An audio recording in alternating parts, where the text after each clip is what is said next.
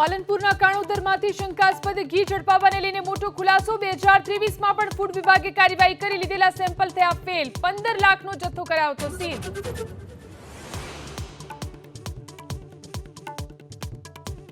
ગઠબંધન અંતર્ગત ભરૂચ બેઠક આપના ફાળે જવાની ચર્ચા માત્રથી ગુજરાત કોંગ્રેસમાં ભડકાના સંકેત। ભરૂચમાં કોંગ્રેસના સ્થાનિક નેતાઓ મોડી રાત સુધી કરી બેઠક।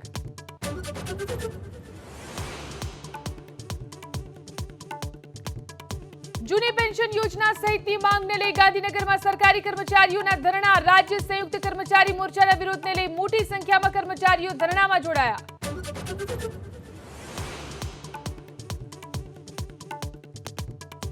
પ્રધાનમંત્રી મોદીના 25મી ફેબ્રુઆરીએ રાજકોટ પ્રવાસને લઈ તડામાર તૈયારી। એરપોર્ટથી રેસકોર્સ સુધી કરશે રોડ શો। એમ્સની આપશે ભેટ। એસટી બસોની કરાઈ ફાળવણી।